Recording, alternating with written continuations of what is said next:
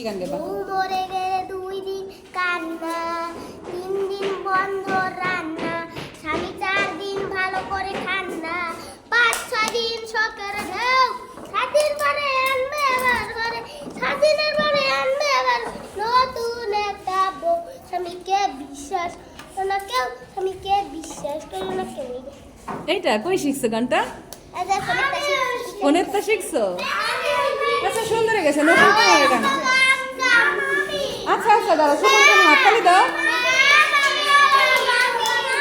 সবাই গাইবে।